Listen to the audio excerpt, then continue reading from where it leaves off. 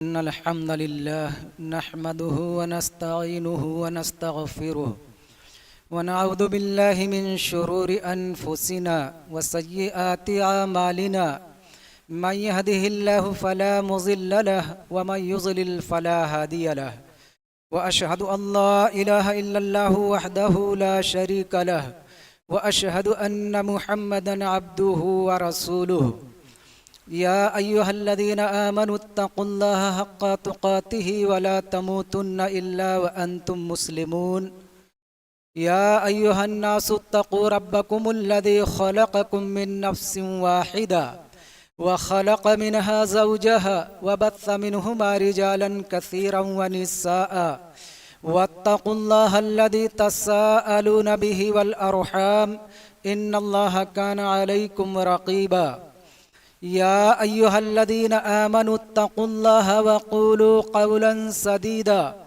يصلح لكم أعمالكم ويغفر لكم ذنوبكم ومن يطع الله ورسوله فقد فاز فوزا عظيما أما بعد فإن خير الحديث كتاب الله وخير الهدي هدي محمد صلى الله عليه وسلم وشر الأمور محدثاتها وكل محدثة بدعة وكل بدعة ضلالة وكل ضلالة في النار فأعوذ بالله السميع العليم من الشيطان الرجيم من همزه ونفخه ونفسه بسم الله الرحمن الرحيم أقم الصلاة لذكري وقال النبي صلى الله عليه وسلم أول ما يحاسب به العبد يوم القيامة من عمله صلاته فإن صلحت فقد أفلح وأنجح وإن فسدت فقد خاب وخسر۔ برادران اسلام، دینی اور ملی بھائیوں، ہمیں اور آپ کو یہ معلوم ہے کہ ایک مسلمان پر 5 وقت کی نماز، وہ بھی وقت کی پابندی کے ساتھ لازمی اور فرض ہے۔ اس میں کسی قسم کا کوئی آپشن نہیں ہے کہ ایک انسان اس میں سے جس نماز کو چاہے اس کو ادا کرے اور جس نماز کو چاہے وہ چھوڑ دے۔ نماز میں اس کے لیے کوئی آپشن نہیں ہے کہ 3 ادا کرے، 4 ادا کرے، ہفتے میں 1 دن ادا کرے، بلکہ اس کے لیے لازمی ہے۔ اور نماز ہی وہ عبادت ہے کہ جب تک انسان کا شعور باقی ہے تب تک اس کو نماز کی ادائیگی اس پر لازمی اور ضروری ہے۔ اللہ رب العالمین نے ارشاد فرمایا وَاعْبُدْ رَبَّكَ حَتَّى يَأْتِيَكَ الْيَقِينُ، اپنے رب کی عبادت کرتے رہو یہاں تک کہ موت آ جائے، یقین آ جائے، یعنی موت آ جائے۔ تو موت تک انسان کو اللہ رب العالمین کی عبادت سے چھٹکارا نہیں ہے۔ خاص طور سے نماز کا مسئلہ ہے کہ ہر بندے پر واجب ہے۔ موجودہ دور کا مسلمان کے شعور میں یہ بات نہیں آتی ہے کہ ہماری زندگی کا یہ اولی فریضہ ہے کلمہ توحید کے بعد۔ یہ جب تک انسان کے شعور میں اور ٹھنڈے دل سے انسان جب تک غور نہیں کرے گا کہ واقعی یہ ہمارے لیے ایک فرض ہے، ایک لازمی چیز ہے، تب تک انسان نماز کی پابندی نہیں کر سکتا ہے۔ انسان اس کو اپنی زندگی میں ہلکا لیتا ہے اور اللہ رب العالمین کی رحمت کا اور اس کی مغفرت کا سہارا لیتا ہے کہ اللہ رب العالمین معاف کرے گا، اس کلمے کے سہارے کہ جس نے یہ کہا ہے کہ اللہ کے سوا کوئی عبادت کے لائق نہیں ہے۔ جب اللہ رب العالمین ہی عبادت کے لائق ہے تو اسی کو ثابت کرنے کے لیے اور جن انسان اس کلمے کا جو اقرار کرتا ہے، اس اقرار کی پختگی کے لیے ہی اللہ رب العالمین نے نماز کو ایک مسلمان پر فرض کیا ہے، تاکہ وہ جس بات کا اقرار کرتا ہے کہ اللہ ہی کے لیے، اللہ کے سوا کوئی بھی عبادت کے لائق نہیں ہے، تو کیا 5 وقت کی نماز وہ ادا کرتا ہے یا نہیں کرتا۔ بہرحال ایک بہت بڑا انسان کے لیے امتحان ہے نماز کی ادائیگی۔ تو انسان کو اپنی زندگی کا لازمی جز ماننا چاہیے اور اس کو ادا کرنا چاہیے۔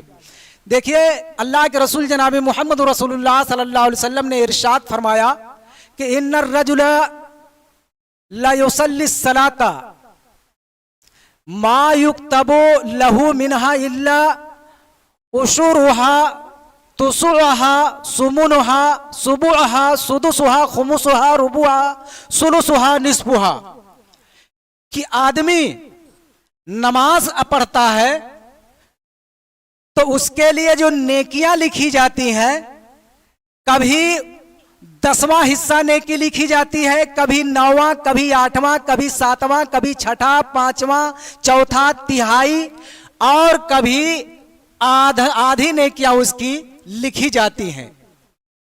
दरअसल ये हदीस जो इस बात को बताती है कि एक इंसान नमाज को जिस दिल जमाई के साथ वो अदा करेगा, नमाज के मुकम्मल अरकान के साथ अदा करेगा, नमाज के आदाब, सुनन, मुस्तहब्बात को जिस तरीके से वो मुकम्मल करेगा, उसी हिसाब से उसके नमाज का जो सवाब मिलने वाला है उसमें कमी बेशी होगी।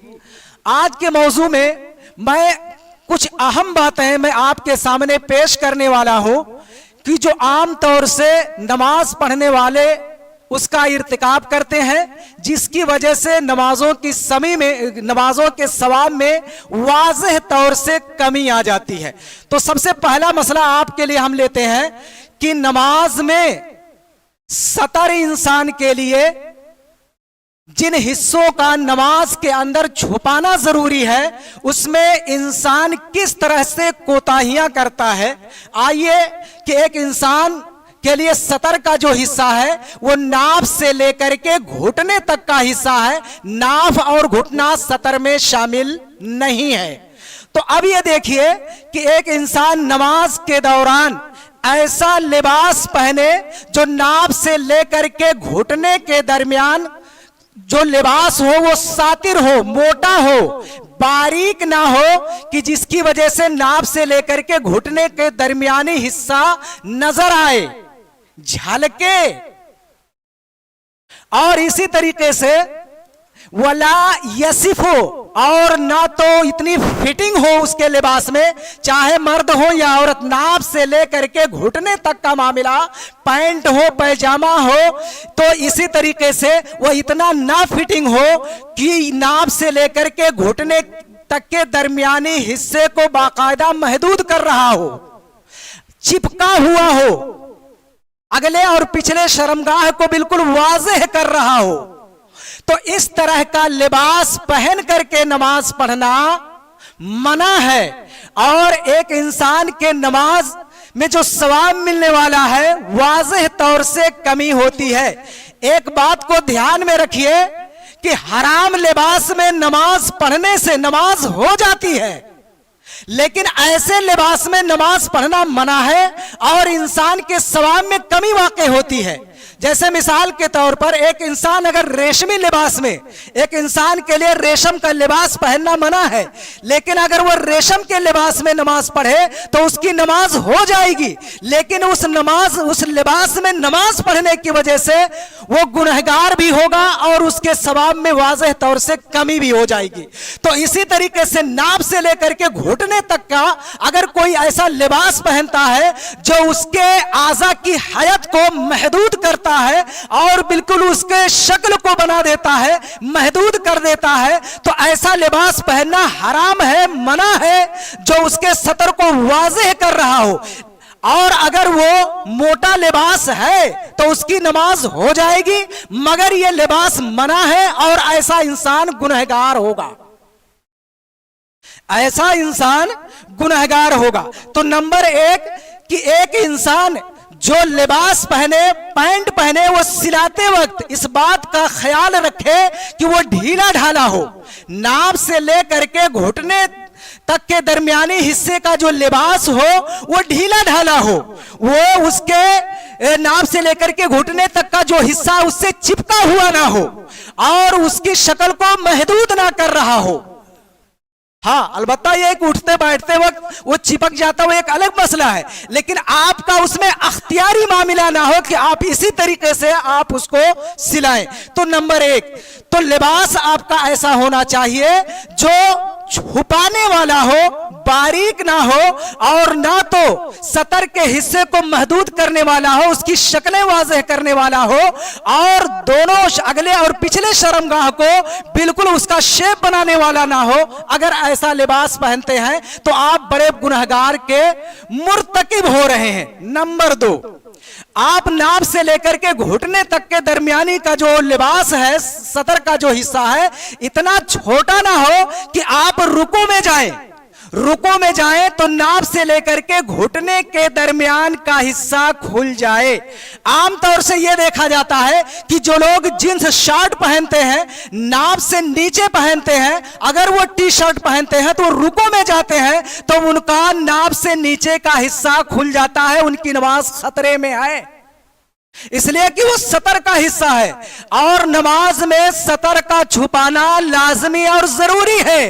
बगैर अख्तियार के अगर वो सतर का हिस्सा खुलता है तो आप गुनहगार नहीं है, उसकी पाबंदी करनी चाहिए। लेकिन जो लोग ऐसा लिबास पहनते हैं उनका ये अख्तियारी मामला है, इसलिए ऐसे लोग इस मसले में इसको जरा सावधानी बरतें। नमाज पढ़ने से पहले इस चीज को देखें, रुको में जाकर के देखें, तजर्बा करके देखें कि क्या हमारा सतर का हिस्सा टी शर्ट उसके ऊपर पहनने से क्या वो सतर का हिस्सा खुलता है जब खिसक जाता है। और यकीनी तौर से ऐसा कुछ आजकल मार्केट में इस तरह के लिबास आ रहे हैं कि वो नाफ तक वो जाता भी नहीं है, और जब वो रुको में जाते हैं तो खुल भी जाता है। आपकी नमाज खतरे में है, आपकी नमाज खतरे में है। इसीलिए ऐसे तो ये जो मौजू मेरा है कि नमाज पढ़ने वालों की गलतियां जिसकी वजह से उनके नमाज के सवाब में नुमाया कमी वाक़ई होती है, और एक इंसान नमाज पढ़ते हुए भी वो गुनहगार होता है। इसी तरीके से एक इंसान जो लिबास पहनता है वो टखने से नीचे है, टखने से नीचे लिबास में आपकी नमाज हो जाएगी, लेकिन ये टखने से नीचे लिबास का होना ये गुनाह कबीरा है। और ऐसा लिबास पहन करके नमाज पढ़ रहे हैं तो ये नमाज के आदाब के खिलाफ है और नमाज के सवाब में कमी वाकई होगी।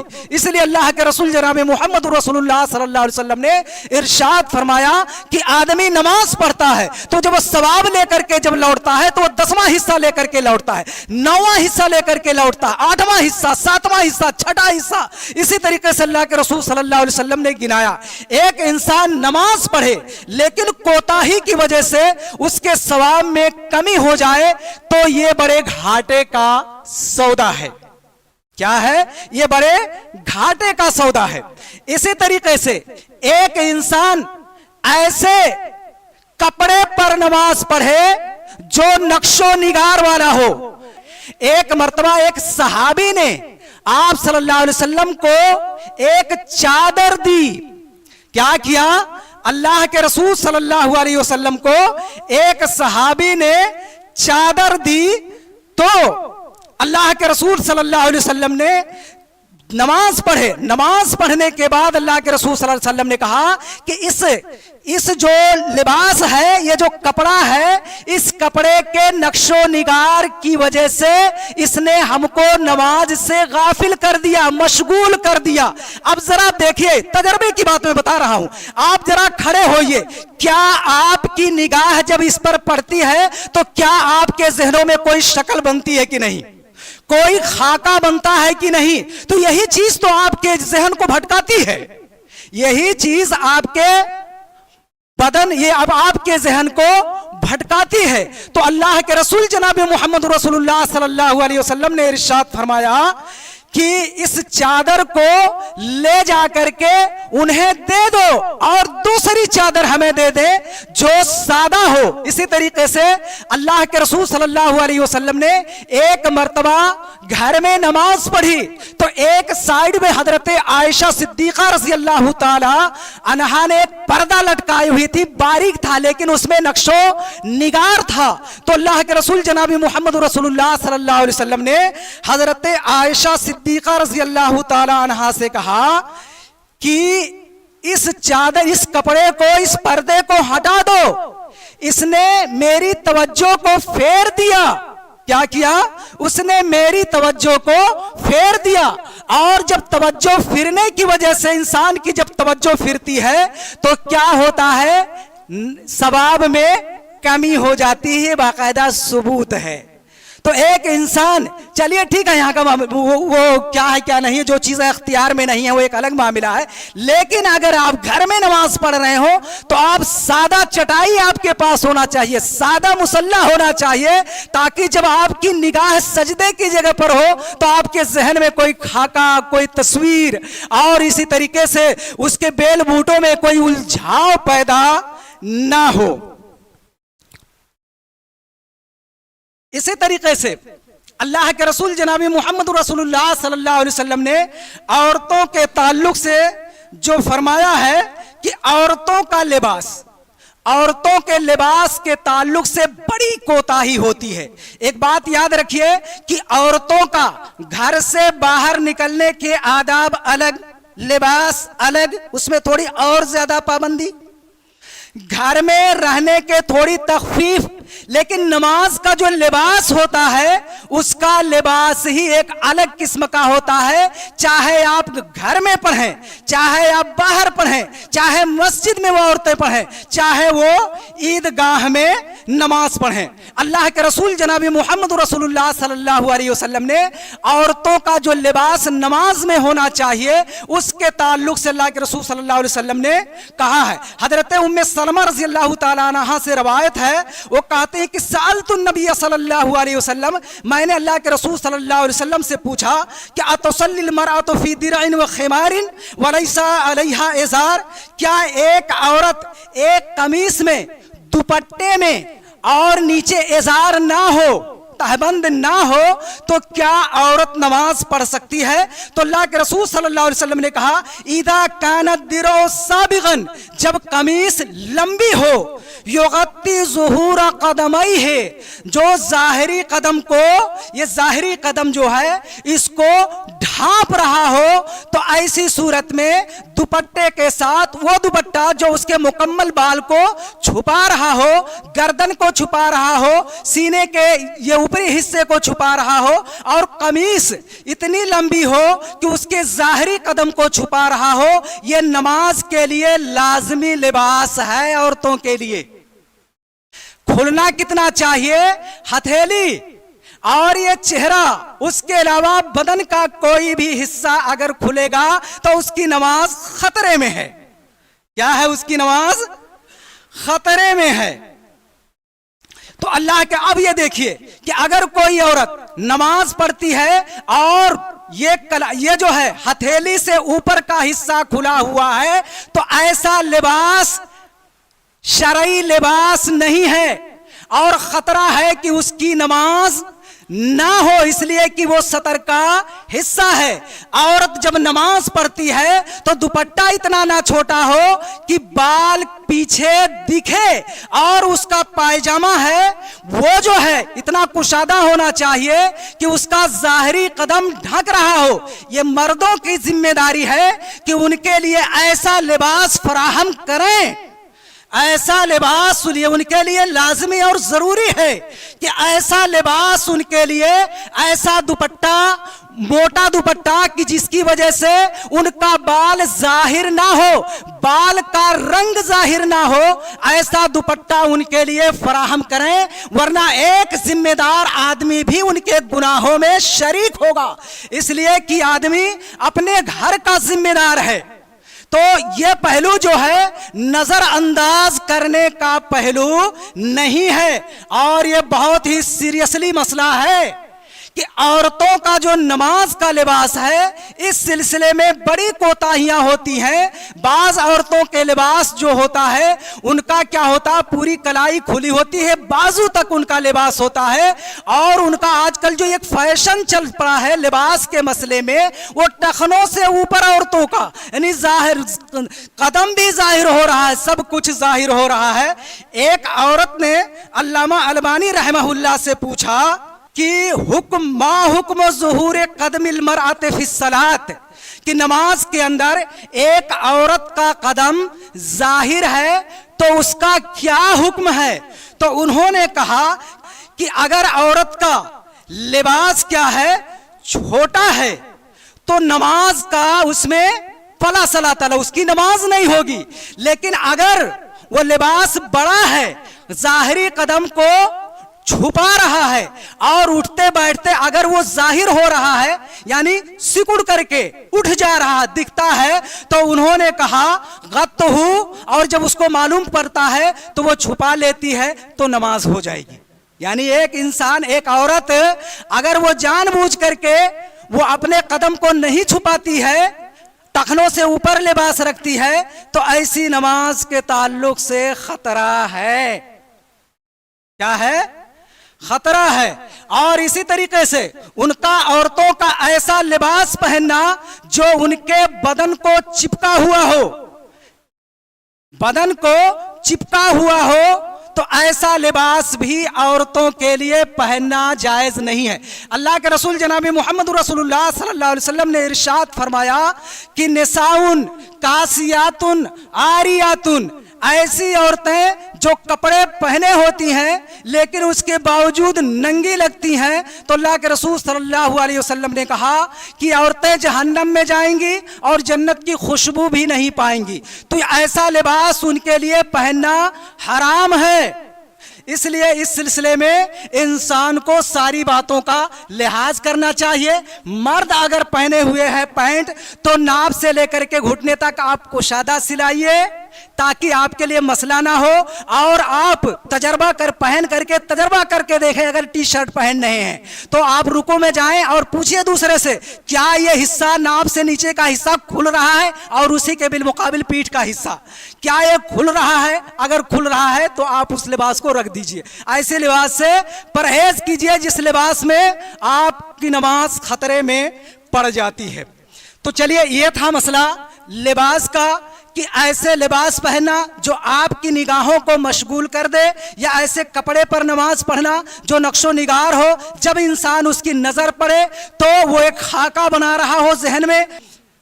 अब ये तो लिबास का मसला हो गया, चाहे वो औरत हो या मर्द हो। औरतों के लिए लिबास तंग नहीं होना चाहिए, और साफ बयान करने वाला ना हो, ना उनके आज़ाए जिस्मानी को महदूद करने वाला हो।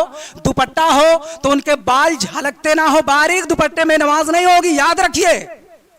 दुपट्टा मोटा होना चाहिए। वैसे आम हालत में अगर वो पहने हुए है तो गुनाहगार होगी, लेकिन नमाज उसके खतरे में पड़ रही है। इसलिए नमाज के लिए एक अलग लिबास बनाइए ताकि वो नमाज के मौके पर कम से कम उसकी पाबंदी कर ले और उसको सवाब मिले। अच्छा, अब उसके बाद देखिए, अब एक इंसान क्या कर रहा है, नमाज शुरू कर रहा है, तो नमाज के लिए नियत होना लाजमी है। शरीयत बिल्कुल, देखिए याद रखिए, बहुत से लोग क्या करते हैं, दिल का काम जबान से लेते हैं और जबान का काम दिल से लेना शुरू कर देते हैं। यह तजाद होता है। दिल का काम दिल से कीजिए, जैसे नियत के बगैर नमाज नहीं होती है, और नियत ये दिल का काम है। क्या?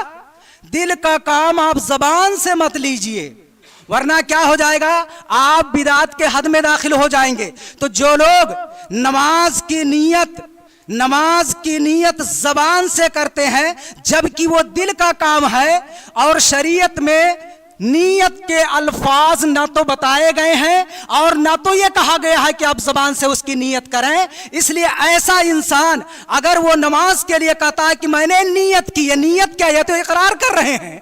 अरे ये तो इकरार है, जबान से जो कुछ भी कहेंगे ये कहना है, ये इकरार है, ये शहादत है। मैंने नियत की ज़ुहर की 4 रकात फर्ज की इस इमाम के, ये इकरार है, आप इकरार कर रहे हैं। जबकि नियत होनी चाहिए, और नियत क्या है, दिल से होता है। आदमी दिल में इरादा करता है कि मैं क्या पढ़ रहा हूं, उसकी तायीन होनी चाहिए। तो जो लोग जबान से उसकी नियत करते हैं उसका कोई सबूत नहीं है। तो जो लोग नियत के अल्फाज जबान से अदा करते हैं, ये सुन्नत के खिलाफ है, ये सुन्नत के खिलाफ है। तो मसला आ गया नियत की। अच्छा, उसके बाद अब मसला आया कि एक इंसान मस्जिद में अब आ गया कयाम का मसला। ले लीजिए, क्या है, नमाज पढ़ना खड़े होकर के लाजमी और जरूरी है, इसलिए कि कयाम यानी खड़े होकर के नमाज पढ़ना ये नमाज का रुकन है। اگر کوئی انسان بغیر عذر کے بیٹھ کر کے نماز پڑھتا، سنت کے علاوہ فرض نماز کی بات ہو رہی ہے، فرض نماز اگر وہ بیٹھ کر کے پڑھتا ہے تو اس کی نماز ہرگز نہیں ہوگی۔ الواجب لا يسقط الا لعذر او بقدر الحاجہ، کہ واجب جو ہوتے ہیں وہ ساقط نہیں ہوتے ہیں مگر ضرورت کے موقع پر، اور اتنا ہی جتنا کی ضرورت ہو۔ اب اس سلسلے میں دو چار مسئلہ سمجھ لیجئے کہ آپ یہ دیکھیے، تکبیر تحریمہ بھی قیام کی حالت میں کہنا ضروری ہے۔ ایک انسان کو اگر اتنی طاقت نہیں ہے کہ وہ کھڑے ہو کر کے نماز پڑھ سکے تو تکبیر تحریمہ کہہ کر کے بیٹھے، اس لیے کہ تکبیر تحریمہ بھی کھڑے ہونے کی حالت میں واجب ہے۔ یاد رکھیے اس چیز کو، تکبیر تحریمہ کھڑے ہونے ہی کی حالت میں واجب ہے اگر اس کی طاقت ہے فرض نماز میں۔ اسی لیے یہ شیخ حسین رحمہ اللہ یا البانی رحمہ اللہ سے، بڑے بڑے محدث ہیں، ان سے پوچھا گیا کہ ایک آدمی امام کے ساتھ نماز میں ہے، کیا ہوا؟ ایک آدمی، نہیں وہ رکوع کی بات الگ چیز ہے، تو تکبیر تحریمہ ایک آدمی آیا اور وہ جماعت میں امام رکوع میں ہے، کیا ہوا؟ امام رکوع میں ہے اور ایک آدمی آ کر کے شامل ہو تو کیسے؟ ایک آدمی جب امام رکوع میں ہے اور وہ کیا ہوا، جھک کر کے اگر اللہ اکبر کہتا ہے تو کہتے ہیں کہ وہ اس کی رکعت نہیں مانی جائے گی۔ ان لوگوں کے مطابق جو کہتے ہیں کہ رکوع ملنے سے رکعت مل جاتی ہے، تو وہ یہ کہتے ہیں، اور سارے لوگوں کا اتفاق ہے کہ جو تکبیر تحریمہ ہے وہ حالت قیام میں ہونا چاہیے۔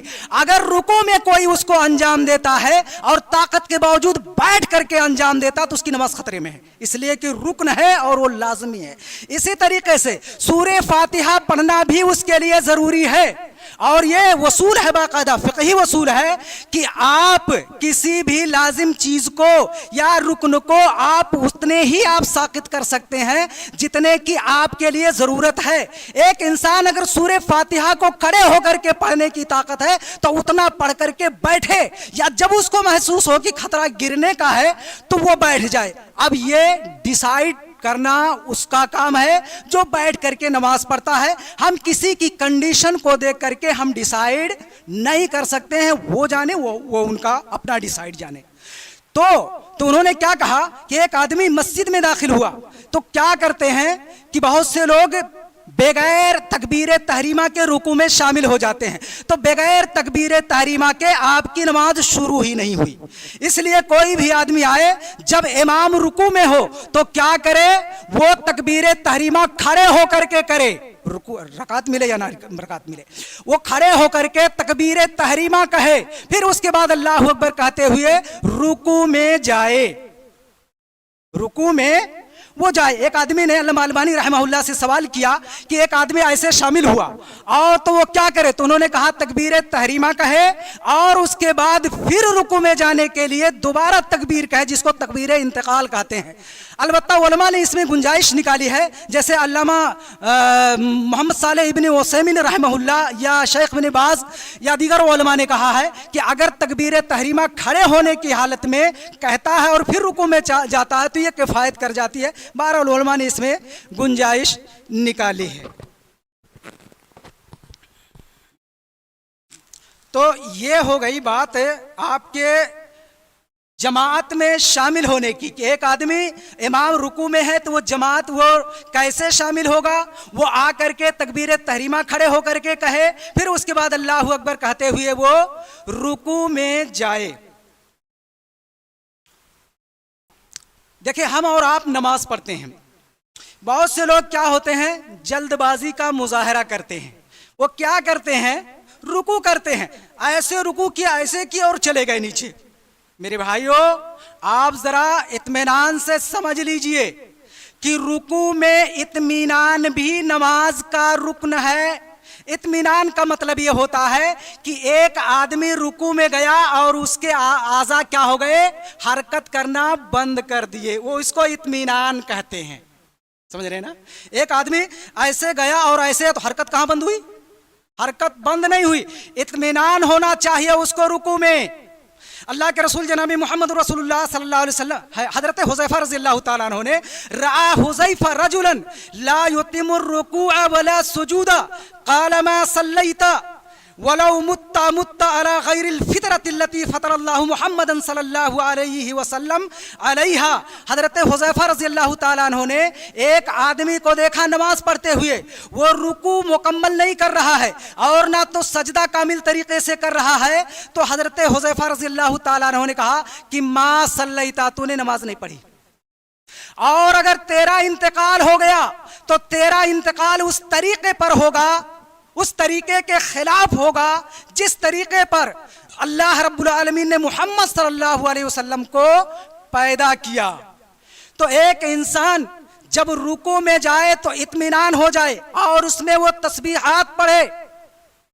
ایک انسان جب تسبیحات کا اہتمام کرتا ہے تو اس میں اس کو اطمینان بھی مل جاتا ہے اور اس کے بعد سکون بھی مل جاتا ہے، اور اس کے بعد اعتدال رکوع سے ایک انسان کیا کرتا ہے، بہت سے لوگوں کو میں نے دیکھا ہے کہ وہ رکوع میں جاتے ہیں اور اس کے بعد ایسے رہتے ہیں، ایسے پھر یعنی احناف نے ایک اندازہ لگایا ہے کہ ایک انسان اتنا نہ جھکا رہے رکوع سے کھڑے ہونے کے بعد کہ اگر وہ ہاتھ پکڑے تو وہ گھٹنے کو پکڑ لے، کیا گھٹنے کو پکڑ لے، یعنی اس طرح سے یہ دیکھیں گھٹنا اتنا جھکا ہوا ہوگا تو مسئلہ اس کا اعتدال پورا نہیں ہوگا۔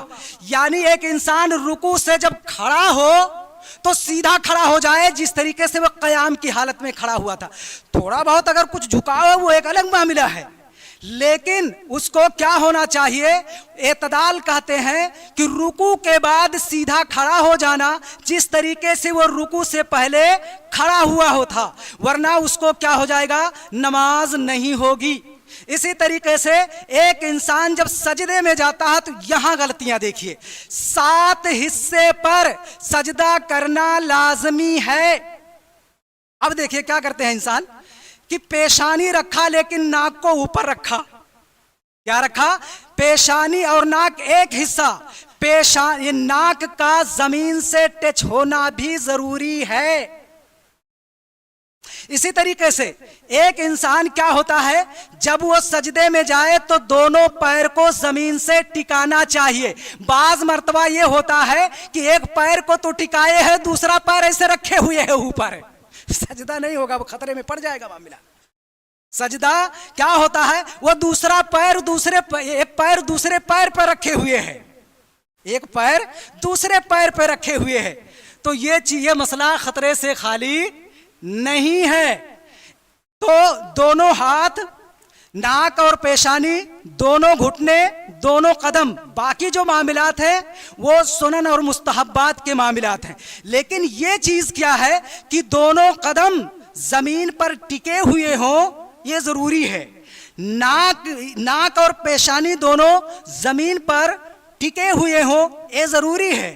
ایسا نہ ہو کہ اتنا آدمی سر اٹھائے کہ ناک لٹک اوپر ہو جائے اور زمین سے ٹچ نہ ہو۔ بہرحال ٹائم ہو گیا، تو اس طرح کے کچھ ایسی غلطیاں ہم نمازیوں سے ہوتی ہے کہ جس کی وجہ سے یا تو نماز خطرے میں پڑ جاتی ہے، رکن چھوٹ جاتا ہے، اور رکن کے تعلق سے ہے کہ جو جان بوجھ کر کے، بہت سے ہو سکتا ہو کہ نہ جانتے ہو کہ ایسا کرنا بھی نماز نہیں ہوتی ہے، جان بوجھ کر کے اگر چھوڑ دیتا ہے تو کہتے ہیں کہ نماز باطل ہو جاتی ہے۔ اور اگر مسئلہ ہی نہیں جانتا تھا تو مسئلہ جاننے کے بعد انسان اس کا اہتمام کرے۔ جب تک شعوری طور سے ایک انسان اس کا اہتمام نہ کرے گا تب تک وہ غلطیوں کا ارتکاب کرے گا اور اس کے ثواب میں واضح طور سے کمی آتی رہے گی۔ آخر میں دعا ہے کہ اللہ رب العالمین ہمیں اور آپ کو نمازوں میں جو ضروری چیزیں ہیں، ارکان ہیں، شروط ہیں، ان چیزوں کو مکمل پابندی کرنے کی توفیق عطا فرمائے۔ اللہ رب العالمین ہمیں شعوری طور سے اور اس کے بعد اس کو واقعی ایک فکر مندی کے ساتھ اس کو پورا کرنے کی توفیق عطا فرمائے۔ وآخر دعوانا ان الحمدللہ۔